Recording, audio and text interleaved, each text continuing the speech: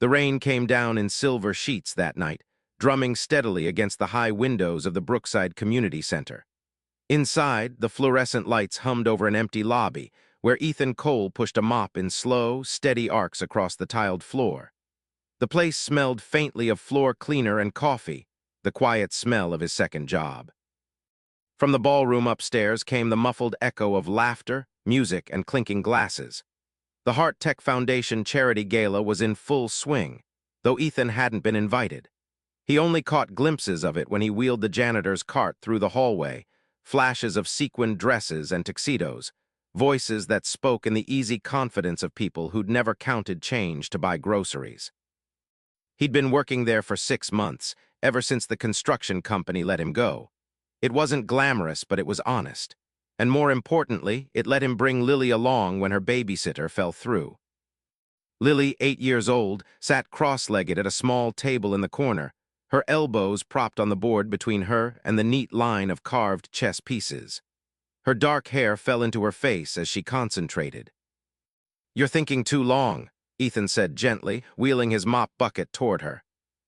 "I'm not," she said without looking up. "I'm planning big difference." He smiled faintly. She had his stubborn streak, the one thing her mother hadn't taken with her when she left. Chess had become their thing, an escape from bills and busted water heaters. On the board, they were equals. The elevator dinged, breaking the rhythm of rain and distant music. The doors slid open and a woman stepped out. Ethan knew her immediately, though he'd never seen her in person. Vivian Hart, the CEO of Heart Tech, tech mogul, philanthropist, and the woman whose face had graced more magazine covers than he could count. Tonight, she wore an off-shoulder midnight blue gown, her hair swept up, diamonds catching the light at her ears. She looked untouchable. Vivian walked with a purposeful grace toward the far wall, away from the noise of the gala. She seemed not to notice Ethan at first, but her eyes landed on Lily and the chessboard. She slowed. "Who's winning?" she asked, her voice low but carrying. Lily looked up, blinking. "Me, probably." Vivian's mouth curved. "May I?" Before Ethan could answer, she slid into the empty chair opposite Lily. The diamonds at her wrist caught the light as she reached for a pawn. "Black or white?" "White," Lily said, moving a piece back for her. They played without small talk, the clicking of pieces filling the space. Vivian's movements were quick, decisive. Lily's were slower, deliberate. Ethan leaned on his mop handle, watching as his daughter held her own against one of the most formidable women in the country. After several minutes, Vivian made a move that cornered Lily's king. "Checkmate," she said softly. Lily's brow furrowed, but she smiled anyway. "You're really good." Vivian's gaze flicked to Ethan. "She's better than most adults I've played. Who taught her?" "I did," Ethan said. Vivian tilted her head, assessing him as though he were another piece on the board. "And you, do you play?" "Some," he said carefully. Something in her eyes lit challenge, curiosity. She gestured toward the chair Lily had just vacated. "Then sit, one game." Ethan hesitated. He could feel the weight of her attention, the quiet scrutiny. "I'm working." "Humor me," she said, and there was steel under the silk. Lily grinned at him. "Come on, Dad, you might win." With a sigh, Ethan sat down. Vivian reset the pieces with efficient hands. As she placed the last pawn, she said it like a casual throwaway. "If you beat me at chess, I'll marry you." The words landed between them like a dropped stone. Lily's eyes went round. Ethan looked up sharply, searching her face for a trace of mockery. Vivian only smiled, the kind of smile that dared you to say no. For a long second, Ethan thought he'd misheard her. The distant hum of the gala, the rain against the glass, the slow tick of the lobby clock, all of it faded into the absurd weight of what she'd just said. Vivian Hart, billionaire, queen of boardrooms, was offering marriage over a chess game. He gave a short laugh, more from disbelief than amusement. "That's not funny." "I'm not joking," Vivian said. She leaned back slightly, her posture effortless but her gaze razor-sharp. "One game, you win, you get me, you lose, you do something for me." Lily's eyes darted between them, as if watching a movie she wasn't sure was age-appropriate. "Do what?" she asked, voicing Ethan's question for him. Vivian's lips curved. We'll discuss that after you lose. Ethan set his jaw. You're awfully confident. I have reason to be. She gestured to the board. Your move. It wasn't the kind of offer you accepted lightly. But Ethan wasn't stupid. Whatever this was, it wasn't really about marriage. Maybe it was a rich woman's eccentric test. Maybe she was bored at her own gala. But there was something in her tone, something that suggested she wanted him to take it seriously. He moved his pawn forward 2 squares. Vivian mirrored him without hesitation. They played in near silence at first, the pieces clicking softly against the board. Ethan kept his focus on the game, not her. But every so often he could feel her eyes on him, studying not just his moves, but the way he made them. You're not afraid of me, she said after a few exchanges. Ethan's mouth twitched. Should I be? Most men are. Or at least they pretend not to be while tripping over themselves to impress me. I'm not most men. I noticed. The game unfolded like a dance. Ethan played defensively at first, forcing her to reveal her patterns.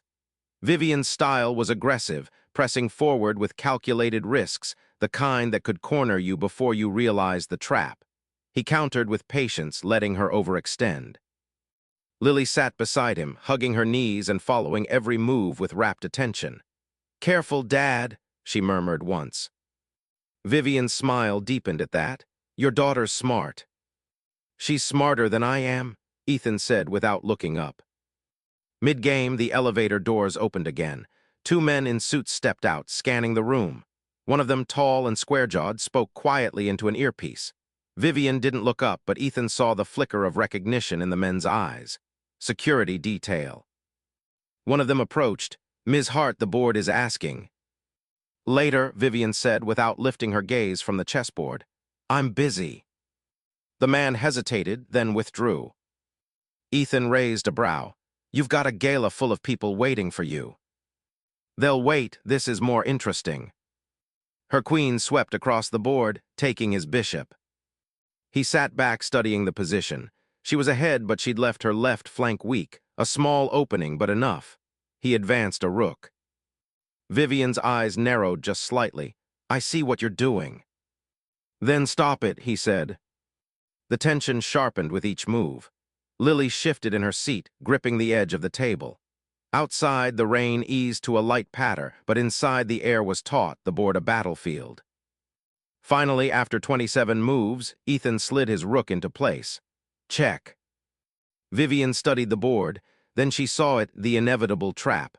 Her lips pressed together in a smile that was part respect, part challenge. You're better than I expected. One more move and Ethan leaned back. Checkmate. The word hung between them. Lily gasped, clapping a hand over her mouth. Vivian looked at the board, then at him. Slowly, she leaned back in her chair, crossing one elegant leg over the other. Well, that's unexpected. Ethan met her gaze evenly. I guess that means you're marrying me. She laughed then, not the polite social laugh of a CEO, but something genuine and low. I suppose it does, unless you'd rather take the alternative prize. Which is? Her smile sharpened. A job, one that will pay you more than 3 janitorial shifts combined, and before you say no, it comes with health insurance for both you and your daughter. Ethan hesitated. The easy thing would be to laugh it off, say the bet was a joke. But part of him, the part tired of late rent notices and overdue bills, was listening. Why me? He asked finally. Vivian leaned forward slightly, her voice quiet. Because you don't scare easy, and because I think you're wasted on mops and buckets. She stood, smoothing her gown. I'll have my assistant send you the details, unless you'd rather start planning a wedding. With that, she walked back toward the elevator, her heels clicking against the tile, leaving Ethan staring at the chessboard, and at the strange, sharp-edged offer hanging in the air. The morning after the gala, Ethan stood at the tiny kitchen counter in his apartment, pouring coffee into the chipped mug that said One Dad. The smell was sharp and bitter, almost enough to cut through the fog in his head. He'd barely slept. Every time he closed his eyes, the image of Vivian Hart across the chessboard came back, that cool, assessing look, the way she dropped her insane bet like it was nothing, the faint curl of her smile when he'd won. Lily sat at the table, eating cereal and humming to herself. The morning light caught in her hair, and for a moment, Ethan's world felt simple again. Then came the knock. It was precise, 3 firm raps, and it didn't sound like a neighbor. Ethan set down his mug, glanced at Lily. "Eat your breakfast," he said quietly. At the door stood a man in a tailored charcoal suit, holding a slim leather folder. He was clean-shaven, mid-30s, with the kind of posture that came from either military service or very expensive etiquette training. "Mr. Cole." Ethan nodded cautiously. The man handed him a card. Elliot Vance, executive assistant to Vivian Hart. The paper was thick, the kind that said, "We don't print these for just anyone." "Ms. Hart asked me to deliver this." Elliot opened the leather folder and withdrew a single sheet of heavy stationery. The Hart-Tech logo gleamed faintly at the top. It was an offer letter. Ethan scanned the details. Personal strategist, salary well into 6 figures, full benefits, flexible hours. No degree requirement, no formal job description, just a signature line at the bottom. He looked up. "This is ridiculous." Elliot's mouth twitched, but he didn't smile. "Ms. Hart prefers unorthodox. She asked me to tell you that your first test was last night's game. You passed." "I'm not sure I want the job," Ethan said. "Then perhaps I should mention that she also instructed me to inform you she expects an answer by noon tomorrow. Decline, and she won't ask again." Lily's voice piped up from behind him. "Is this about the chess lady?"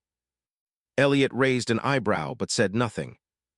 Ethan sighed. "Why does she even want me?" "That," Elliot said smoothly, "is a question best asked to Ms. Hart directly. She's waiting for you at the Hart-Tech Tower should you choose to discuss it in person." Ethan closed the door with the offer letter still in his hand. By noon, he was standing in the gleaming marble lobby of Hart-Tech Tower. The place was a cathedral to modern wealth, high ceilings, glass walls, an indoor waterfall that whispered in the corner. The receptionist, a woman in a minimalist black dress, smiled politely as she directed him to the 48th floor. Vivian's office looked more like a penthouse than a workplace. Floor-to-ceiling windows framed the skyline, and a wall of bookshelves held not just business titles but classics, history, even a section of well-worn chess manuals. She was behind her desk, not in a gown this time, but in a crisp white blouse and tailored black trousers. Even without the diamonds, she still radiated the same impossible presence. "Mr. Cole," she said, looking up from a stack of papers. "You came." "I'm here to hear you out," Ethan said, stopping a few feet from her desk. She gestured to a chair. "Then let's talk. You want to know why I made you that offer?" "I'd say that's a good place to start." Vivian leaned back, steepling her fingers. "I run a company with 12,000 employees in an industry where the ground shifts every week. Most people in my orbit think in terms of money or politics. Very few think in terms of strategy. You do. You saw that from one chess game. I saw it from how you played. Patient, calculated, willing to lose pieces if it meant winning the war, and you didn't let me rattle you, most people do." Ethan crossed his arms. "That still doesn't explain the marriage comment." Her mouth curved faintly. "Let's call it a provocation. I wanted to see if you'd take the bait. You did, and then you beat me. That's rare." "And what exactly does a personal strategist do?" Vivian shrugged lightly. "Whatever I need them to. Sometimes it's corporate negotiating deals, analyzing competition. Sometimes it's personal. I want someone I can trust to look at the board and see the moves I don't." "And you think that's me?" "I know it is," she said. "The only question is whether you want to step onto a much bigger board." Ethan thought of his cramped apartment, the stack of unpaid bills on the counter. He thought of Lily and how much easier life could be with health insurance and a real income. But he also thought of the way Vivian's eyes measured him, like another piece in her game. "I'll think about it," he said. "You have until noon tomorrow," she reminded him, her tone light but her gaze unblinking. As he left her office, Elliot fell into step beside him. "One more thing," the assistant said. "Ms. Hart always plays for keeps." By the time the morning sun broke through the clouds, Ethan had already been awake for hours. The offer letter lay on the kitchen table like an intruder. Lily sat across from him, swinging her legs, a spoon idle in her cereal bowl. "Are you gonna work for the chess lady?" she asked, tone innocent but eyes curious. Ethan rubbed the back of his neck. "It's not that simple, kiddo." "She's rich," Lily said matter-of-factly, "and she liked your game. She's also complicated." He poured himself coffee, staring at the black liquid as if it might give him answers. Lily shrugged. "So are you." By 11:57 a.m., Ethan was back in Hartech Tower. His palms itched with the weight of the decision. Vivian was standing by her office window when he walked in, city skyline glowing behind her like she owned it. "Well," she asked. "I'll take the job," he said. Vivian's smile was small but sharp. "Good, we start now." Ethan frowned. "Now." She walked past him toward the door. "Follow me." They descended to the 32nd floor, a sleek, glass-walled war room with a massive table in the center. Around it sat 6 executives in suits worth more than Ethan's monthly rent. The air smelled faintly of cologne and expensive pens. "This is our quarterly acquisition review," Vivian said as she slid into the head seat. "We're deciding whether to buy a startup that specializes in predictive AI logistics. I want your opinion." Ethan froze. "I don't even know what that means." "That's fine," she said coolly. "Listen, ask questions, then tell me what you see that no one else does." The meeting began. Charts flickered across a wall screen, numbers danced in neat columns, and words like market synergy and aggressive growth trajectory flew around the table. Ethan stayed quiet, leaning back watching faces as much as figures. The CFO spoke quickly, eyes darting between Vivian and his notes. Too rehearsed. The head of R/D kept pushing one feature of the startup's software over and over like it was the crown jewel. The others nodded politely, but there was a tension beneath the surface, like they were all waiting for someone else to speak first. When the CFO finished his pitch, Vivian turned to Ethan. "Well." 6 pairs of eyes turned with her. Ethan took a breath. "You're all talking about how this company could make us faster and more profitable, but no one said how easy it would be for a competitor to copy what they're doing. If they can, this isn't an investment, it's a gamble. And it's a gamble you'd better win fast because their edge won't last long." Silence, then one of the quieter executives spoke up. "He's right. I've been thinking the same thing."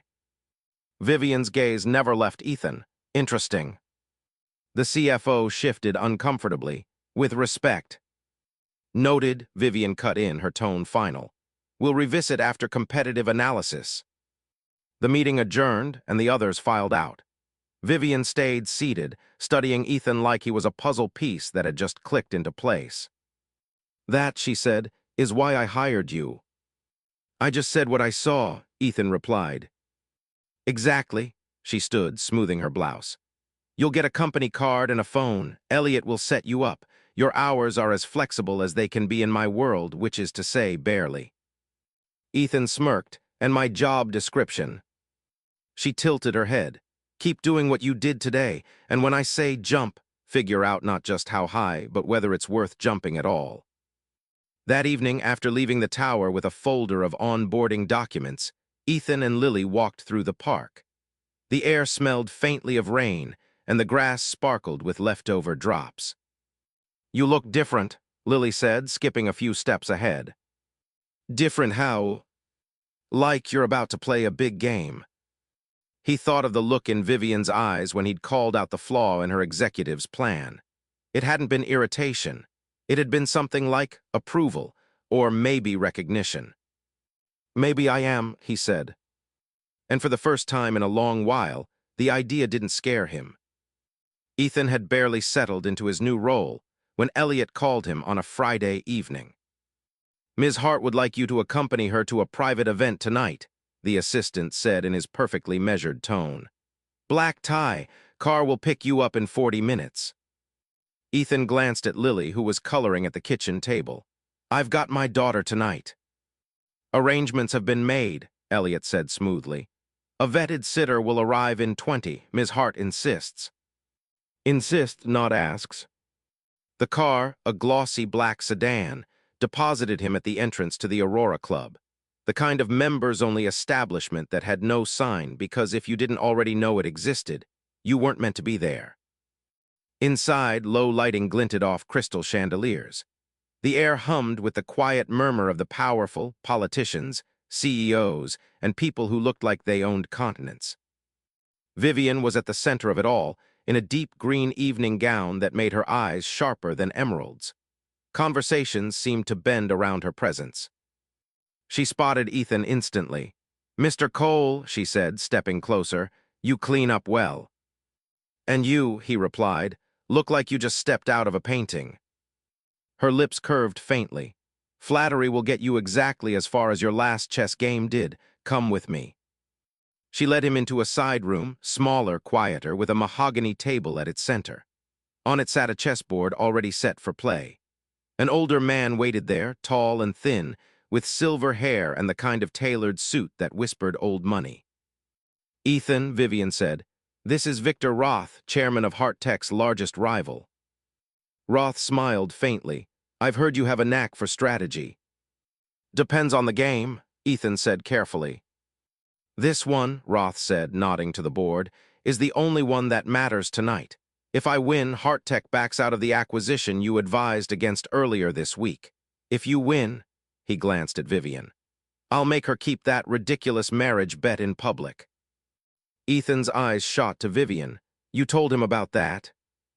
"It came up," she said, entirely unapologetic. "Came up." "Mr. Roth enjoys mixing business with entertainment," she said, "and I enjoy winning, so will you play?" Ethan hesitated. The stakes were absurd.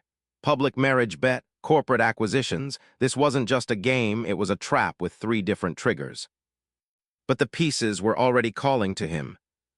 He sat. The game began slowly, with Roth opening in a classic Queen's Gambit. Ethan countered with the calm patience that had rattled Vivian days ago, trading minor pieces to test his opponent's rhythm. Roth was good, not flashy, but solid, his moves deliberate and unhurried. Vivian watched from the edge of the table, expression unreadable. Midway through, Roth sacrificed a rook to gain a positional advantage. Ethan saw it coming and saw the flaw 2 moves ahead, a quiet trap. He leaned back, fingers hovering over a pawn before shifting to a knight instead. The move was subtle, defensive, and it tightened the net. 3 turns later, Roth realized he was boxed in. He sat back, exhaled slowly, and tipped his king with 2 fingers. "Well played, Mr. Cole," he said. "It seems Ms. Hart chose her strategist wisely." Vivian's eyes glinted like glass catching firelight. "I knew she did." After Roth left, Ethan turned to her. "So, public marriage bet." Vivian shrugged elegantly. "I never said it wasn't in play, but the point tonight was to show him that my strategist can beat him at his own game, literally." "You use people like chess pieces," Ethan said, not accusing, just stating. "I use everyone like chess pieces," she corrected. "The difference is some of them know it." "And me." Her gaze lingered on him for a beat too long. "You're not just a piece, Mr. Cole, you might be a player." She moved past him toward the door. "Car S waiting, and dinner tomorrow, my place, no business talk." Ethan blinked. "Dinner, is that an order or an invitation?" Her smile was the closest thing to dangerous he'd ever seen. "Does it matter?" The first thing Ethan noticed when he arrived at Vivian's penthouse was the silence. It wasn't the kind of silence you get in an empty apartment. It was the curated quiet of money. Floor-to-ceiling windows swallowed the skyline, and a grand piano sat in one corner like it had been placed there by a magazine stylist. Vivian emerged from the kitchen barefoot, holding 2 glasses of wine. It was the first time he'd seen her without heels, and somehow she looked taller. "You're early," she said. "You told me to be here at 7. It's 7. Her lips twitched. Punctuality is a lost art. Dinner was on the balcony, the city lights spread out like an endless constellation. She'd cooked, which surprised him, a simple but elegant meal. Seared salmon, roasted vegetables, and something with truffle oil he couldn't quite name but knew probably cost more than his week's groceries. I thought there'd be a chef, he said after the first bite. I can cook, she replied, sipping her wine. I just rarely choose to. Cooking is not strategic. Maybe it doesn't have to be. She looked at him over the rim of her glass. Everything is strategic, Mr. Cole, even this dinner. He chuckled. You really don't turn it off, do you? Her gaze softened slightly, not easily. They talked about music, books, the cities they'd lived in. She told him about boarding school in Switzerland, about learning chess from her grandfather in a room lined with leather-bound books. What about your parents? Ethan asked. Vivian's fork paused. She set it down carefully, her expression tightening just enough for him to notice. My mother died when I was 14. My father was difficult. Ethan didn't push. He knew the look of someone changing the subject without wanting to admit it. And you, she asked. He told her about small-town life, about Lily's mother leaving when their daughter was still in diapers, about juggling jobs to keep things together. Vivian listened without interruption, her eyes steady on his. For a moment, he almost forgot she was the same woman who turned a corporate boardroom into a battlefield days ago. After dinner, she brought out a chessboard, smaller than the one in her office, but with pieces carved from onyx and ivory. No business talk, she reminded him, but no one said anything about chess. He grinned, friendly game. Friendly is not in my vocabulary. They played in the dim glow of the city. Her opening was aggressive, probing, testing. His was patient, defensive, building. It was a dance, advance, retreat, lure, counter. Halfway through, she leaned back, studying him. You play the way you live. How is that? Carefully watching for weaknesses, waiting for the right moment. And you? She smiled faintly. I play to win. He caught her queen with a rook sacrifice she didn't see coming. Her eyes narrowed, not in anger, but in recognition. Check, he said quietly. Vivian tipped her king, not in defeat, but in acknowledgement. One game apiece, Mr. Cole. One game apiece. Don't think I've forgotten the first one. She set the pieces back up. Best of 3. It was nearly midnight when Ethan left. As he stepped into the elevator, she stood in the doorway, arms folded. Dinner was unexpectedly enjoyable, she said. Same. And Ethan. He glanced back. Her expression was unreadable, but her voice was softer than he'd ever heard it. Be careful. This city eats people who think they're playing just one game. The elevator doors closed before he could reply. It was the following Tuesday when Ethan's phone buzzed with an unfamiliar number. Mr. Cole, a voice asked. This is Jenna from compliance at HeartTech. We have a situation. 2 hours later, he was in Vivian's office. The mood was not the tense, competitive air they were used to. This was sharper, heavier. She was at her desk, papers spread out like a battlefield map, phone pressed to her ear. Yes, I want every department head in that room in 10 minutes, no excuses. She hung up and looked at Ethan. There's been a leak, she said. What kind of leak? Prototype schematics. Someone pulled files from the secure server and sent them outside. We traced the breach to a login, yours. Ethan blinked. Mine, that's not possible. Vivian's eyes didn't accuse, but they didn't soften either. I believe you, but the board won't, not without proof. By the time the department heads arrived, the tension in the room was thick enough to chew. Vivian stood at the head of the long glass table, a predator in a silk blouse. Ethan sat 2 chairs down, aware of the sideways glances in his direction. This company, Vivian began, was built on innovation. Someone here decided that was worth selling to our competitors. A murmur rippled through the room. I don't care about excuses, she continued. I care about facts, and the fact is the stolen files came from a terminal in the R-D lab, logged under Ethan Cole's ID. Now all eyes were on him. I didn't do it, Ethan said evenly. If someone used my login, they had access to my credentials, which means this wasn't sloppy, it was deliberate.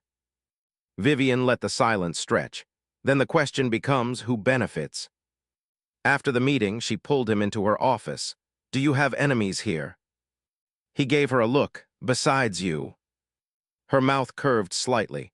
I'm not your enemy, Ethan, not unless you give me a reason. He exhaled. No, I keep to myself. People probably think I'm just the janitor with the weird luck of ending up in a chess match with the CEO. You underestimate your visibility, she said. People notice when a man with no corporate pedigree sits across from me at a chessboard twice. You've disrupted the hierarchy. He thought about that on the elevator ride down. Hierarchy. It wasn't just about titles here. It was about the invisible rules everyone played by, everyone except him. That night he found an envelope taped to his apartment door. No name, no return address. Inside was a single chess piece, a black knight, and a note. You're in over your head, take the loss. The next morning he brought the envelope straight to Vivian. She turned the knight over in her hand. A warning, she murmured. Knights are tricky, they don't move like other pieces. So someone's telling me, what, that I'm a pawn?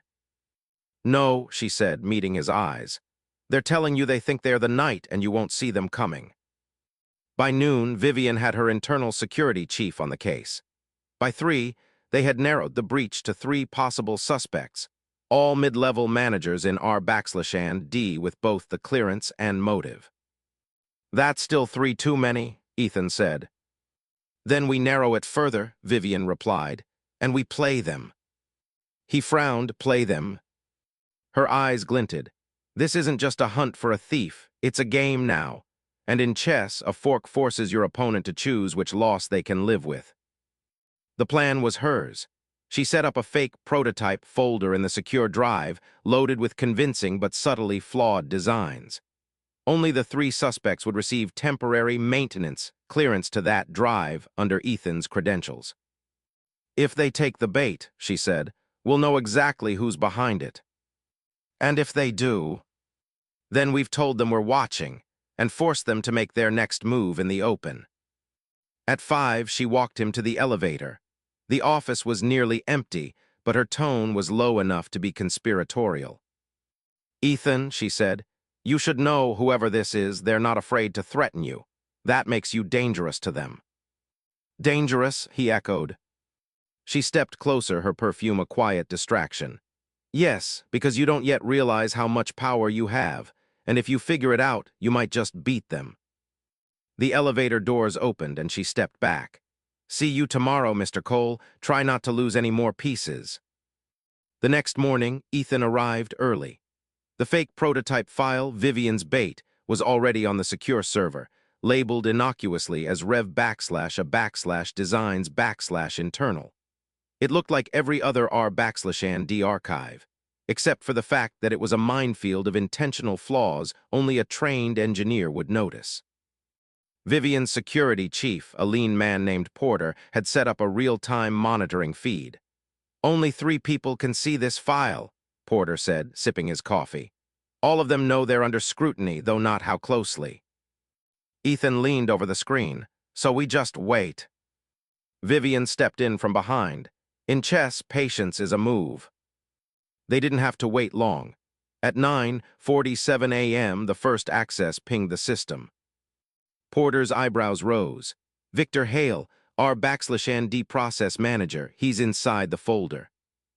Is he downloading? Ethan asked. Porter nodded. Trying, but the system slowed him down to a crawl so we can track every keystroke. Vivian didn't look surprised. Victor always wanted to be promoted out of R/D. The board never thought he had the finesse. Selling to a competitor might have been his shortcut. At 10:02 a.m., Porter's phone buzzed. We've got a packet leaving the network. IP traces straight to a private server offshore. That's him, Ethan said. Vivian folded her arms. Not yet. In chess, a gambit sacrifices something small to win something bigger. Let's see where he runs with it.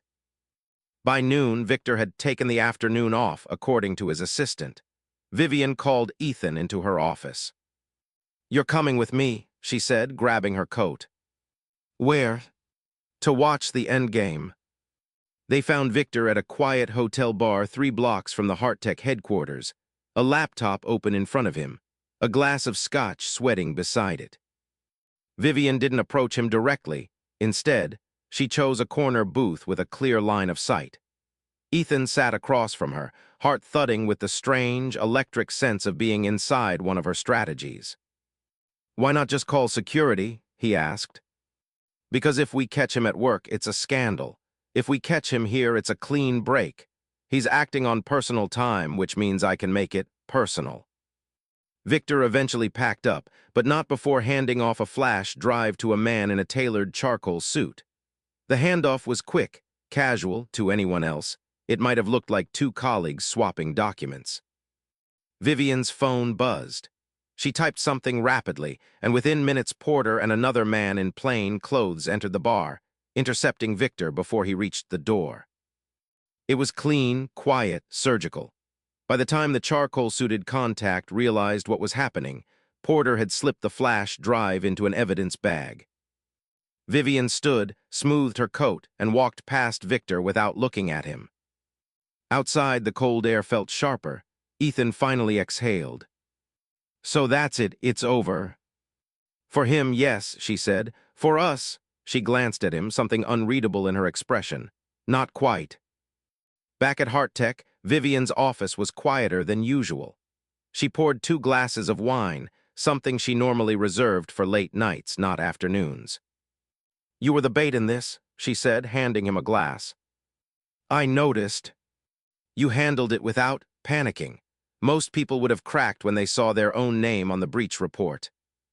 Ethan took a sip. "I've had worse things pinned on me." Her gaze lingered on him. "That's the thing about gambits, Ethan. They require trust. You can't sacrifice a piece if you're not sure the one playing beside you knows the plan." He held her stare. "And do you trust me now?" She smiled faintly. "Enough to keep you on the board." As he left her office, he realized something strange. For the first time since arriving at HeartTech, it wasn't just about surviving the game. He wanted to win it.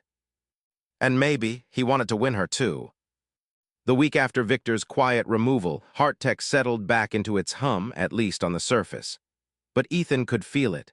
A shift in the air, a subtle tightening of the ropes around him. Colleagues greeted him differently, some with new respect, others with quiet suspicion. The whispers in the break room had changed tone. He wasn't just the guy playing chess with the CEO anymore. He was now the guy who'd been in the middle of a spy incident. By Thursday, Vivian summoned him again. When he entered, she was standing at the chessboard in her office. The pieces were mid-game, not the decorative arrangement she sometimes kept, but an actual match in progress. "You play?" he asked. "Against myself," she said. "Keeps my mind sharp." She gestured to the board. "White to move, but here's the problem: any move white makes will make the position worse. That's called zugzwang." He studied the board. She was right. White's king was cornered, pawns immobilized, bishop cut off. Move anything and black would take a decisive advantage. "You've been in this position before," she said. "In life." She gave a small, knowing smile. "Yes, and now again here." She slid a folder across the desk. Inside were photographs, candid shots of him taken from a distance, at his apartment, walking to work, sitting in a coffee shop with his laptop. He looked up slowly. "How long has this been going on?" "3 days that I know of," she said. "And whoever's doing it isn't a random creep. They know your schedule, they know where you sit at that cafe, and they want you to know they're watching." He leaned back in his chair. "So, I can't go to the police without making a scene. I can't ignore it because they're clearly not going away, and I can't confront them without knowing who they are." "Exactly," she said. "Zugzwang, every move is bad, but you still have to move." She outlined the plan. "You're going to keep your routine exactly the same for the next 48 hours, she said. "Same cafe, same lunch break, same walk home, except you'll be carrying this." She slid a small black USB drive across the desk. "It's loaded with harmless decoy files," she explained. "But they're labeled in a way that will make anyone think they're top-secret prototype specs. You'll make sure you're seen plugging it into your laptop at the cafe." "And when they try to get it from me?" he asked. Her smile sharpened.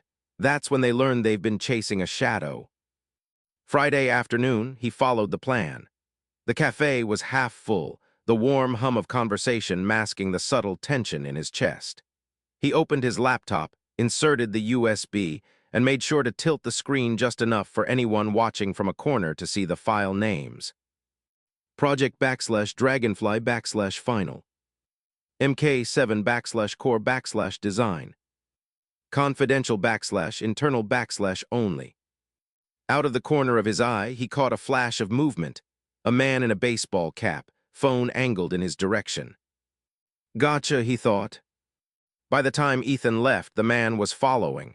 Not close enough to bump into him, but close enough to keep in sight. Ethan didn't change pace, didn't look back. Just like Vivian had told him, don't let them know you've seen them. When he turned onto his street, a black sedan slowed at the curb. The man in the baseball cap got in without a word, and the car drove off. That night, Porter sent Vivian a message. They had traced the sedan to a private security contractor, one that frequently worked for a rival tech firm. Ethan met her in her office the next morning. "So now we know who's been tailing me," he said. "What's the next move?" She looked at him for a long moment. "You're asking the wrong question. The real question is, why were they following you instead of me?" It hit him then, the marriage bet, the chess matches, the leak, the tailing. They were all part of a larger game he still didn't fully understand. And now he was a piece someone wanted to control. Vivian stepped closer, lowering her voice. "In chess, Zugzwang forces your opponent to act when they'd rather pass. You're there now, Ethan, and the move you make next could change the whole board." Her gaze didn't break from his. "So, are you going to move?" Monday morning, Ethan arrived at HeartTech expecting another day of calculated routines, coffee, a few hours at his desk, maybe another one of Vivian's quiet tests. Instead, Porter was waiting by the elevator. "She wants you now." Vivian's office felt different when he entered, not just because the blinds were half drawn and the light was dim, but because the chessboard at the center of her desk was gone. In its place lay a single sheet of paper, his employment contract. She didn't tell him to sit. "I had Porter dig into you," she said, voice even. "Not the version you've been selling us, Ethan, the real one." He felt a pulse of heat in his neck, and... Her gaze was cold, but there was a glimmer of something else, curiosity, maybe. "And I found that 2 years ago, you walked out of your last job with a resignation letter that didn't match your HR file. You never explained why." He leaned on the back of the chair. "So this is a threat." "In chess," she said, "the queen doesn't threaten, she dominates the board. She controls more squares than anyone else. She doesn't need to shout to be dangerous." He held her stare. "And you're the queen in this little game." Her smile didn't reach her eyes. Not little and not a game. She stepped around the desk, closing the space between them. "The people following you, the leaks, they're not just after HeartTech tech. They're after you, you have something, or you are something they want." Ethan's jaw tightened. "If you think I'm part of this..." "I don't," she cut in. "If I did, you'd already be gone, but I can't protect you unless I know everything." For a long moment, he didn't speak. The truth, the real one, wasn't something he gave away easily. It was the only leverage he had left. Finally, he said, "My last job wasn't just at a tech firm. It was in R/D for a government contractor. I was working on a project I didn't fully understand until too late. When I found out, I left. No explanations, no trail. I thought that would keep me out of it." Vivian's eyes didn't flicker, but he could feel her processing, connecting threads. "And now they've found you again." "Looks like it." She returned to her desk, placing the contract neatly back in its folder. "Then here's the deal. You keep playing this chess match with me publicly, visibly, and I'll make sure no one touches you. The bet stays in place. If you win, you get your little marry me joke turned real. If I win." Her voice softened, but the edge in it didn't fade. "You work for me, exclusively, no more running." He gave a short laugh. "You're turning a marriage bet into a contract negotiation." She tilted her head. "You think the stakes were ever just about marriage?" There it was, the truth under the game.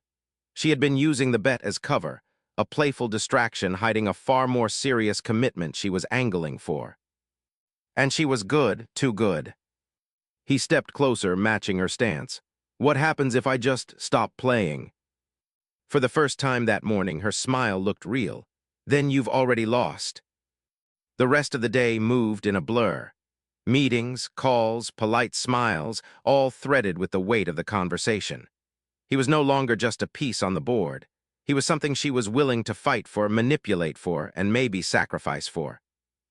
And the strangest part, he didn't know if he wanted to escape the board anymore. The next evening, the chessboard was back on Vivian's desk. Same pieces, same polished surface. Different energy. She didn't greet him with her usual teasing remark. No ready to lose again? No sly smile. Instead, she slid a pawn forward without a word. You're starting aggressive, Ethan said, sitting down. I don't have time for slow plays anymore, she replied, eyes locked on the board. Neither do you. He mirrored her move, and here I thought chess was about patience. Not when your opponent's trying to bleed you out in the middle game, she said. The rhythm of the game was sharper, faster. She was cutting off escape routes with each move, forcing him into narrow corridors. You're distracted, she said after his third pawn fell. You dragged me into a corporate war with invisible players. Forgive me if I'm not in peak form. You were in it before I showed up, she countered. I'm just giving you a better chance of surviving it. He leaned back, studying her. Why, you barely knew me a month ago. Her rook snapped across the board, pinning his knight. I know talent when I see it, and I know when someone's too stubborn to sell themselves cheap. That's rare. Is that admiration or a recruitment pitch? She looked up, finally meeting his eyes. Both. They played in silence for a few moves, the tension thick enough to hum. Then she struck, her queen slicing through his defenses, trapping his king in 2 moves. Check. The word landed heavier than it should have. Not checkmate, he said. Not yet, she leaned forward. You've got 1 move, maybe 2, same as off the board. He raised a brow. And off the board, who's the king, me or you? Her smile was slow, deliberate. You'll have to play better to find out. The buzzer on her desk interrupted them, Porter's voice coming through. Ma'am, the meeting you requested is here. Says it's urgent. Vivian didn't take her eyes off him. Send them in. A tall man in a dark suit entered, eyes scanning Ethan with the cold efficiency of someone who'd already made judgments. This is Ethan, the man asked. This is Ethan, Vivian confirmed. Then you should know they've moved. Whoever's been watching him is escalating. Our trace caught 2 attempts to breach your internal comms last night. Vivian's gaze sharpened. From inside the city. Yes, and not amateurs. They knew exactly where to look. Ethan felt the weight of both their stares shift to him. I told you I left all that behind. Looks like it didn't leave you, the man said. Vivian stood, the game forgotten. Then we lock down, you don't go anywhere alone, and you keep showing up to these games publicly. If they think you're under my protection, it buys us time. Ethan crossed his arms. And if they think being near you makes me a bigger target. Her voice didn't waver. Then I make sure I'm a harder target than they are. She didn't say checkmate. She didn't need to. Ethan expected Vivian to dismiss the man in the suit, but instead she gestured for him to sit. Stay, you'll want to hear this. The man didn't argue, just slid into the chair like someone who was used to boardrooms where silence was a weapon. Vivian paced slowly behind Ethan's chair. They're not just watching him, she said. They're trying to predict him, every move, every contact, every resource he might use. Ethan glanced over his shoulder. And you think, what? We can mislead them with a little smoke and mirrors. She leaned down, her voice near his ear. No, I think we give them a story so good they can't help but believe it. The man in the suit frowned. You're talking about going public. Vivian nodded. Not with the truth, with something they want to believe, a partnership, a merger, a personal entanglement, something messy enough to distract them. Ethan turned fully to face her. You're suggesting we fake a relationship. Her smile was slight but sharp. I didn't say fake. The silence stretched. Finally, Ethan shook his head. That's not strategy, that's suicide. You'll paint a target on both of us. They already have you marked, she replied. I'm just volunteering to stand in front. He studied her, trying to find the calculation in her eyes, the same cool, precise logic she used in every boardroom. But there was something else there, something warmer. The man in the suit cleared his throat. If you're serious, we'll need to coordinate appearances, photos, public sightings, statements. Vivian didn't look away from Ethan. I'll handle the appearances. He just needs to show up and play his part. And what part is that? Ethan asked. Her answer was immediate. The man they can't buy. The meeting ended as abruptly as it began. The man in the suit left with his phone already in hand, issuing orders. Ethan lingered. You're turning my life into a PR stunt. I'm turning it into bait, she corrected. The difference is that you'll know it's bait. And if I say no? Then I still protect you, she said, but we both lose our best opening. He stepped closer to her desk. And if I say yes, what's the endgame? She reached down and moved a pawn on the chessboard between them. The endgame is that they make a mistake, and we're ready when they do. Her fingers lingered on the piece before pushing it forward, a quiet challenge.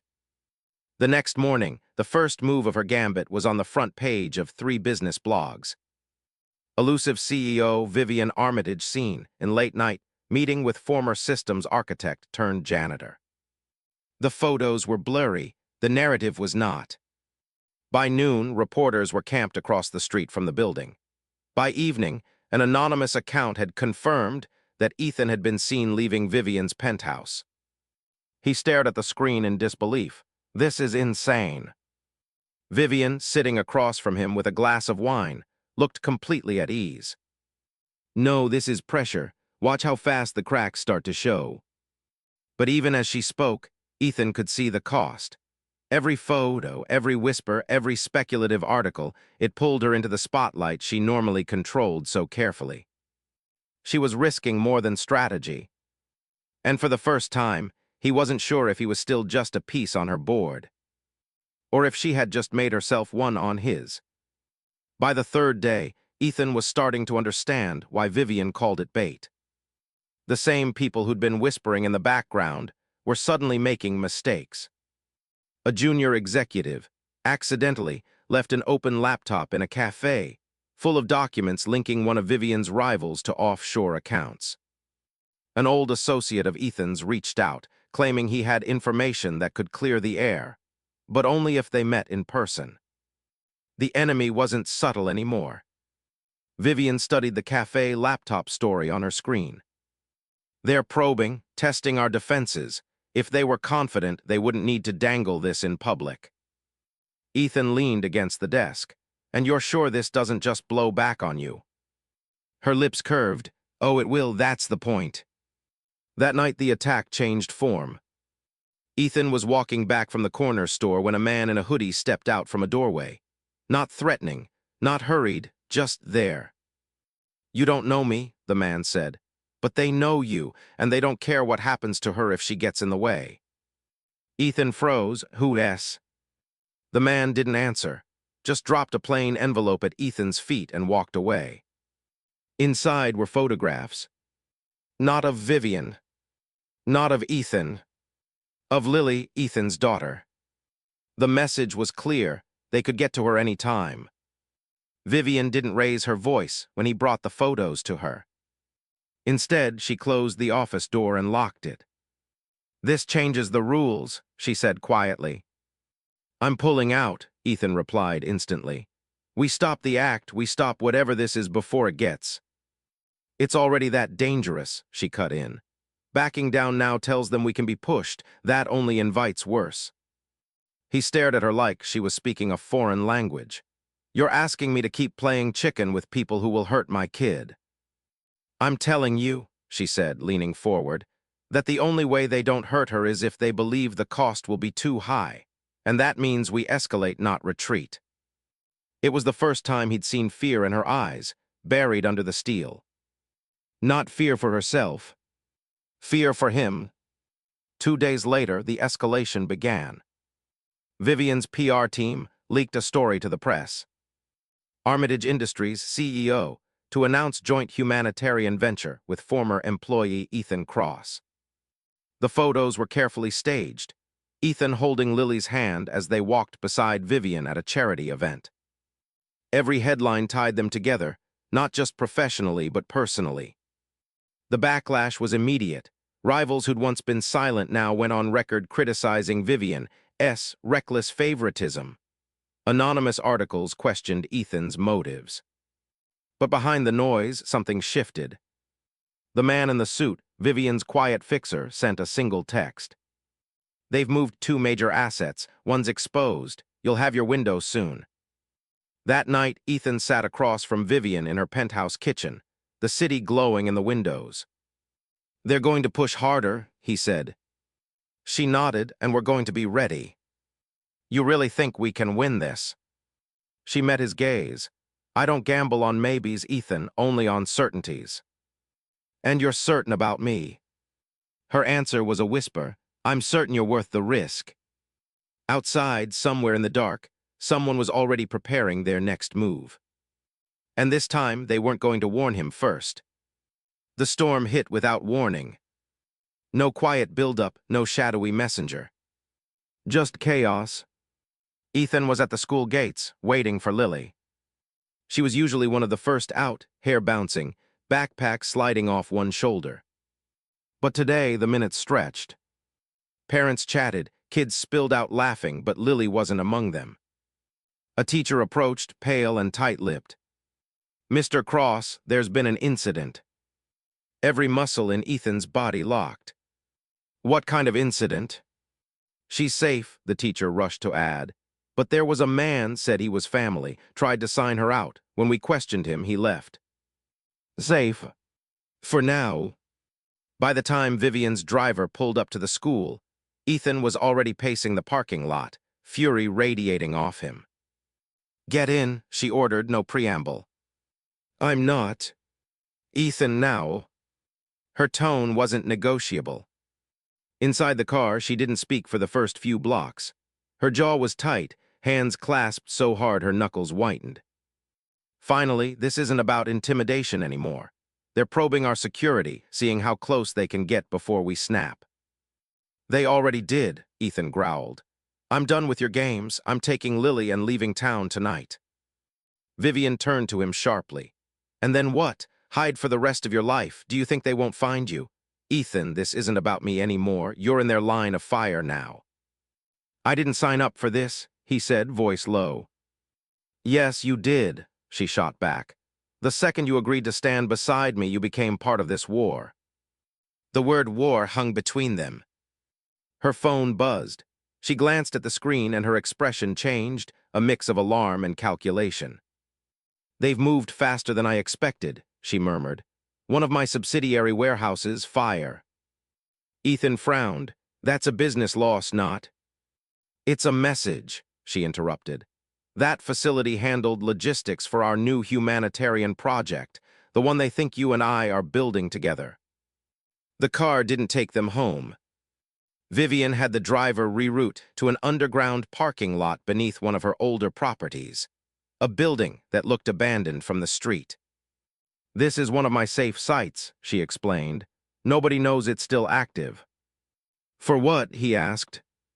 "Planning," she said simply. Inside, the place was stripped down but functional, a conference table, a few secured laptops, a locked cabinet that Vivian opened with a biometric scan. Inside, files, burner phones, cash. "This is where we go off the grid," she said. "From here, we stop reacting and start striking back." Ethan shook his head. "You keep talking about we, Vivian, but this isn't my fight." She met his eyes, steady. "They made it your fight the moment they put your daughter in their sights." Silence. He hated that she was right. He hated more that she knew it. A knock at the inner door, soft, deliberate. Vivian's fixer stepped inside. "They overplayed," he said without greeting. "I traced the man at the school. He's not one of the usual players, outsourced muscle, which means they're running low on loyal hands." Vivian's gaze sharpened, weakening. "For now," the fixer replied. "But that makes them more dangerous. Cornered animals bite." Ethan spoke before he could stop himself. So what's the plan? Vivian leaned forward, sliding a thin folder across the table toward him. Leverage, she said. Information they don't want public, and you, Ethan, you're going to deliver it. He opened the folder. The contents made his stomach turn, names, accounts, connections that could ruin reputations overnight.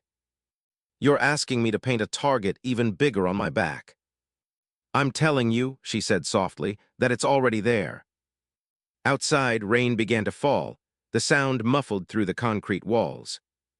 And in that hidden room, Ethan realized they'd just crossed the point of no return. Ethan stood in the dim hallway outside Vivian's penthouse suite, his pulse thrumming against his neck. He had been here before, weeks ago, as a janitor sent to fix a dripping faucet. Back then, he was invisible. Tonight, every camera in the building was watching him. The door clicked open.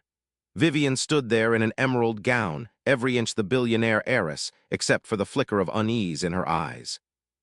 You came, she said softly. You called, he replied, stepping inside. The living room had been staged like a set, flowers, crystal glasses, the faint scent of sandalwood. But Ethan knew a trap when he saw one. Somewhere in this room, someone wanted him to make a mistake. Vivian offered him a drink. He shook his head. What is this? He asked. Her smile wavered, a dinner and a question. Before he could press her, the sliding doors opened and a man in a tailored suit strode in, Malcolm Vance, her family's fixer. His gaze flicked over Ethan like an appraisal. So this is the janitor, Malcolm said, as if spitting out the word. Vivian's hand twitched. Malcolm. No, let him talk, Ethan said evenly. I'd like to hear what the bait is before I bite. Malcolm smirked. You think she cares for you? Your leverage. She's testing whether you can survive a little public pressure. Tonight's gala, she wants you on her arm. Ethan's stomach tightened. A setup, cameras, headlines. Why? He asked Vivian. Her eyes darted away. Because I want them to see who I choose. The gala was a chandeliered battlefield. Tuxedos and gowns shimmered beneath the golden light, but every smile hid an agenda. Ethan's work boots had been traded for polished shoes, yet he felt the weight of every gaze, every whispered, that's him. Vivian moved through the crowd like a queen. Ethan followed, aware of the wolves circling, investors, gossip columnists, and old money rivals. They didn't have to wait long. An older woman with diamond-studded fingers stepped forward. Vivian, darling, your guest. Does he come with references? A ripple of laughter followed. Ethan felt the burn in his chest but kept his voice calm. Only one, I clean up well. The laughter faltered, but Malcolm appeared from the edge of the crowd, his voice carrying. Some dirt never comes out, Mr. Hale. Vivian's hand squeezed Ethan's arm. It was both a warning and a plea. Then the lights dimmed for the charity auction. The host announced the final item, a private dinner with Vivian. Gasps and murmurs filled the air. Ethan's blood went cold. It was a spectacle and a test. The bids climbed. $50, 000, $100, 000, $250, 000. Then a voice cut through, 1 million. Every head turned toward the far table. Ethan followed their gaze, only to see Vivian herself holding up her paddle. Gasps turned into stunned silence. Back in the limousine, the tension was a physical thing. Vivian sat rigid, staring out at the city lights streaking past. You just spent $1 million on yourself, Ethan said quietly. I spent it on us, she replied. That's not what it looked like. Her head snapped toward him. You think I enjoyed putting you through that? I was showing them you're not just some passing fancy. He held her gaze. You don't buy respect, Vivian, you earn it. The car slowed at a red light, neon reflecting off the glass. She looked away, her voice barely audible. And how do you think I earned mine? He didn't answer. The gulf between their worlds yawned wider with every second. By the time the car stopped in front of her building, the silence had calcified. Good night, Ethan, she said, stepping out without looking back. He watched her disappear into the marble lobby, knowing something had cracked between them, something that might not be mended. 2 days passed without a call. Ethan threw himself into work, fixing leaky faucets and broken elevators, anything to keep his mind off Vivian. Then, near midnight, a knock at his door. It wasn't Vivian. A courier handed him a plain envelope. Inside, a photograph of his daughter, Lily, walking home from school, taken from across the street, and a note in block letters. "Walk away or she gets hurt." His vision blurred with rage. He knew exactly whose hands were behind this. Malcolm. Ethan didn't waste time. He called a friend on the force, arranged for Lily to stay with neighbors, and headed straight for the only place Malcolm could be found at this hour, the Vance family's private club. The doorman tried to stop him. Ethan's voice was low and lethal. "Move." Inside, Malcolm sat at the bar, swirling a glass of amber liquid. "You went too far," Ethan said. Malcolm's smirk was thin. "The girl's fine, but Vivian's future isn't if you keep this up." Ethan leaned in, his words like stone. "Then I'll end yours first." Malcolm's eyes narrowed, but something in Ethan's tone made him glance away. For the first time, the fixer didn't have a retort. The next morning, Vivian stormed into Ethan's building, hair unkempt, eyes blazing.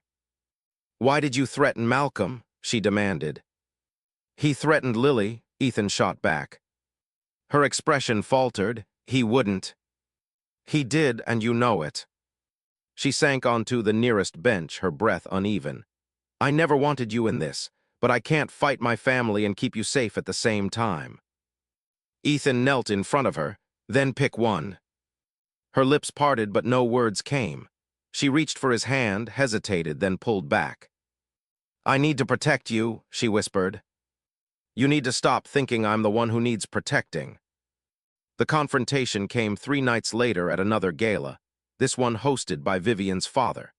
Ethan wasn't invited, but he arrived anyway, wearing the same jacket he'd worn the night they met. He waited until the speeches ended, until Malcolm was distracted, until Vivian was alone. When she saw him, her eyes widened. "What are you?" He took her hand and, in full view of the crowd, said, "You told me once to let them see who you choose. Let's give them something they won't forget." She looked around, the stares, the murmurs, and then back at him. "Are you sure?" "I've never been more sure." Her father's voice thundered from across the room. "Vivian." But she ignored him. She kissed Ethan, slow and deliberate, in the center of the marble floor. Gasps, camera flashes, and Malcolm, standing in the corner, his jaw tight as he realized the game was over. When they finally broke apart, Vivian's eyes shone. "You just declared war." Ethan smiled faintly. "Then let's win it."